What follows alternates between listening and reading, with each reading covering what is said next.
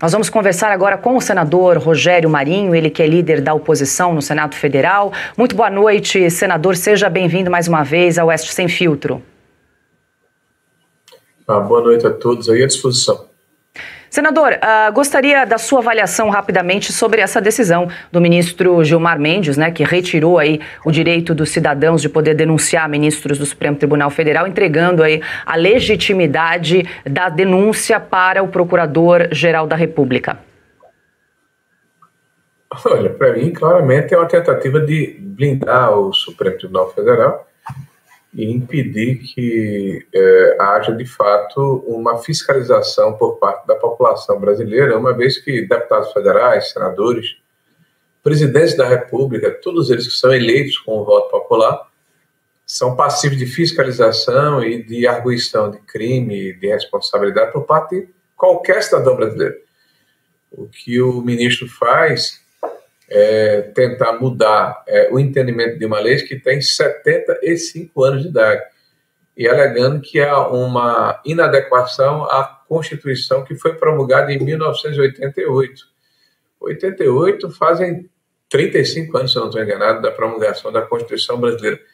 Então, é uma situação que causa perplexidade, por um lado, mas no Brasil, em que nós estamos vivendo com tantas exceções de jurisprudência, né, com tanta relativização do que era correto, do que era certo, né, do que nós podemos ensinar aos nossos filhos, né, a diferença entre o que está correto e o que não está correto, que nada mais espanta no Brasil, né? Então é lamentável mais essa decisão, inclusive através de uma liminar de forma monocrática por um ministro, né, que vai na contramão do entendimento do Legislativo brasileiro, que foi eleito pelo voto da população. Senador, deixa eu incluir os meus parceiros de bancada também nessa conversa. Eu vou passar a pergunta para Ana Paula Henkel. Boa noite, senador. Eu acompanhei a entrevista do senhor hoje e o senhor trouxe, né, pontos importantes a serem agora colocados em ação, eu diria. Não apenas planejados, mas colocados em ação para que o Legislativo retome suas prerrogativas constitucionais. Nesses pontos todos, para que isso aconteça, o que o senhor diria que é prioridade? A primeira coisa que precisa, de fato, entrar em ação para que o povo brasileiro veja o Congresso retomando suas prerrogativas constitucionais e a sua independência?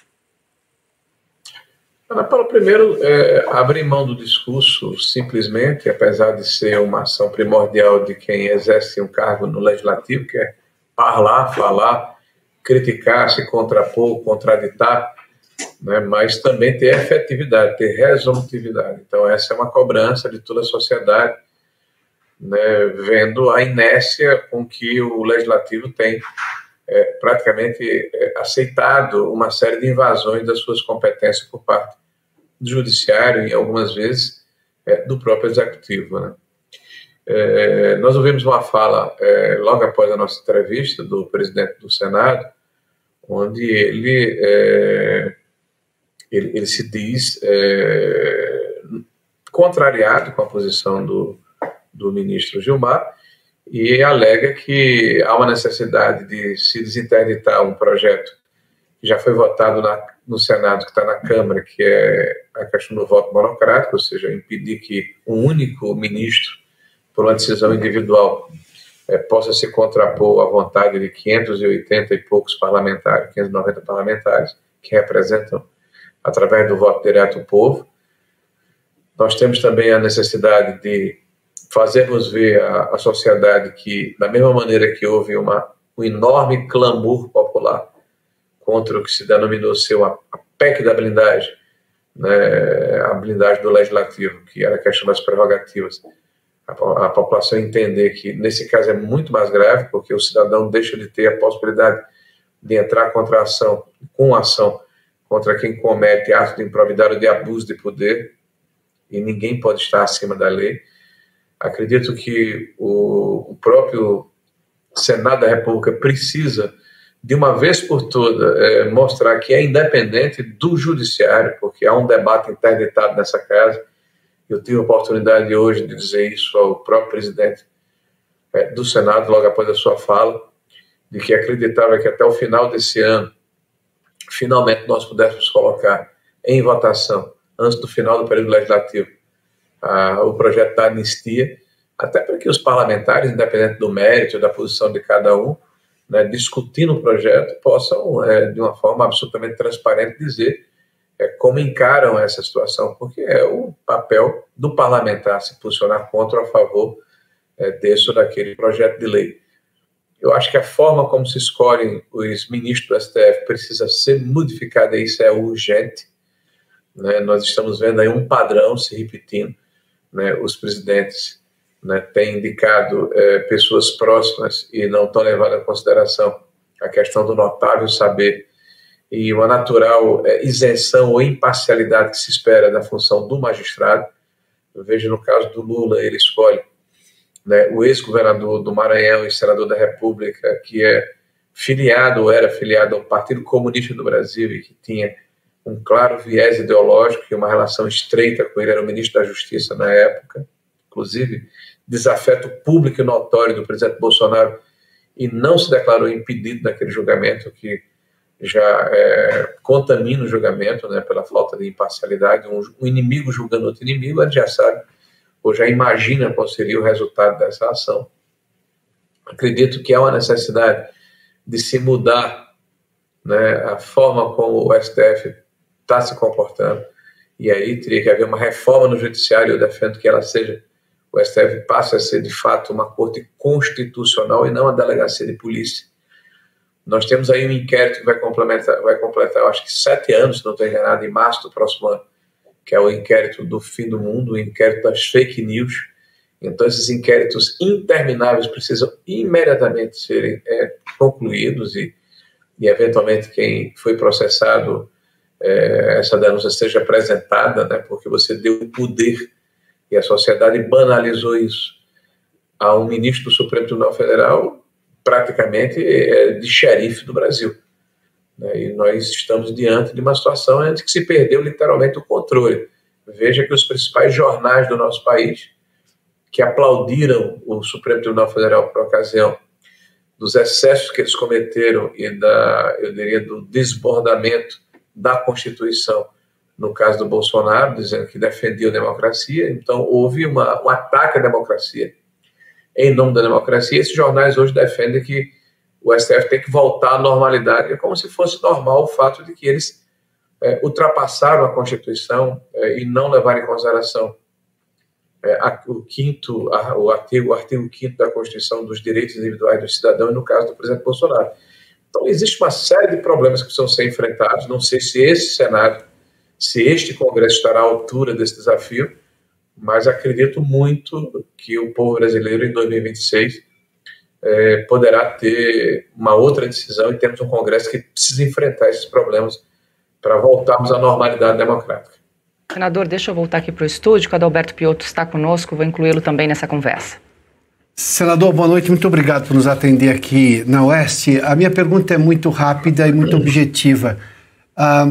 O que a gente viu hoje de manifestação de senadores, tanto da oposição como o senhor, mas também outros muito mais ligados ao governo, de partidos muito mais próximos do governo e até do presidente Davi Alcolumbre, foi praticamente juntar o Senado inteiro contra o Supremo. O senhor está vendo isso como realmente uma medida, uma capacidade do Senado em enfrentar esses abusos do Supremo Tribunal Federal? É o começo de uma reação verdadeira? Olha, Piotr, eu gostaria de acreditar que sim. Tá? Mas, assim, gato escaldado tem medo de água fria. Então, nesse caso em particular, não tenho dúvida que a reação é da totalidade dos membros, ou de quase totalidade dos membros, porque claramente é uma prerrogativa, um direito, uma ação objetiva do Senado da República está sendo ultrapassada por um outro poder, e de uma forma monocrática, né? Então, é evidente que isso gerou essa comoção. Eu não sei, Piotr, se isso vai transbordar para outras ações tão necessárias como essa, né? Nós estamos vendo, por exemplo, eu falei anteriormente na minha resposta anterior, e vou ser sucinto nessa, o fato de que há uma interdição do debate sobre a anistia no Congresso Nacional. E claramente é uma interferência de um poder que não é o parlamento brasileiro. E isso é inaceitável na democracia. Silvio Navarro também tem pergunta para o senador Rogério Marinho. Senador, boa noite. Eu queria falar rapidamente sobre a questão do Jorge Messias, a indicação. Agora a data foi postergada pelo presidente da casa. Se o senhor pudesse dizer, passa ou não passa pelo Senado a indicação de Jorge Messias hoje? Hoje, é claro que não passa. Se passasse, o governo já teria mandado a mensagem para que ele fosse sabatinado o mais rápido possível e aprovado pelo plenário. Nós temos hoje um sentimento que já era natural na oposição, né, de não aceitar uma indicação de um advogado que inclusive faz parte do grupo Prerrogativas, né, que tem uma clara condição política, que demonizou aqueles que participaram do movimento de 8 de janeiro, inclusive ajudando nessa exacerbação de penas e justificando isso, né? Alguém que no exercício da Advocacia Geral da União, que necessariamente é uma ação do Estado, é um órgão do Estado, se comportou como uma extensão de um partido político, inclusive criando dentro da AGU uma espécie de extensão do Ministério da Verdade para impedir que pessoas, cidadãos, manifestassem críticas contra o governo federal, né? Em várias oportunidades ele tem feito declarações e motivações na contramão do que nós defendemos e acreditamos. Então é evidente que a oposição está, pelo menos na sua grande maioria, né, votando contra a indicação do Jorge Messias. Agora, se agrega o fato de que o presidente da casa, que tem influência aqui no Senado, deve ter 25 a 30 senadores que o ouvem, que o escutam, que aceitam a sua liderança, que gostaria que tivesse sido um outro indicado. Nesse caso, o inimigo do meu inimigo é meu amigo. Então, para nós da oposição, seria um fato histórico e importante, né, que o presidente fosse derrotado através da sua indicação. Vamos aguardar. E isso acontecendo, que pelo menos os critérios para a indicação de um ministro do STF, já que a discrecionalidade da indicação é do presidente da República, levassem em consideração critérios de notório saber, de imparcialidade, de alguém que se comportasse de fato como juiz, como árbitro e não como integrante de um partido político e uma extensão, né, desse mesmo partido dentro do pleno do Supremo Tribunal Federal. Senador, rapidamente, só para voltar a uma resposta do senhor, o senhor citou vários exemplos aí do que nós estamos vivendo dessa anormalidade institucional e o senhor disse que pode ser que o Congresso, essa composição não esteja à altura dos atuais desafios do país. Quer dizer, em relação a essa decisão específica do ministro Gilmar Mendes, é possível que o Congresso fique inerte, não faça nada em relação a isso? Não, o que eu respondi foi que essa decisão, ela uniu todos nós. Mas outras situações, foi a pergunta que me foi feita, acho que foi o Piotr, né? Se isso seria o início de um processo catalisador dentro do parlamento, em especial no Senado da República, para que nós enfrentássemos outros temas de invasão de prerrogativa e de afirmação do Senado como um poder autônomo e independente que cumpriria o seu papel, inclusive, de fiscalizar de forma efetiva o Supremo Tribunal Federal. Então, eu não vejo a composição atual do Senado da República, né, como uma composição favorável a esse tipo de atuação.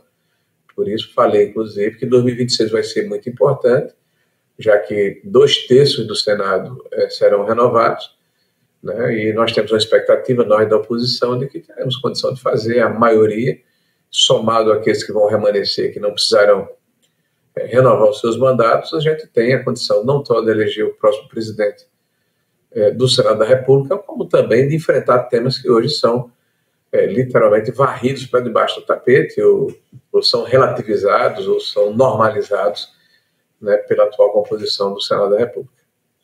Perfeito, agradeço muito a participação do senador Rogério Marinho, obrigada pela entrevista, bom trabalho, senador, até uma próxima. Obrigado a vocês. Boa sorte a todos.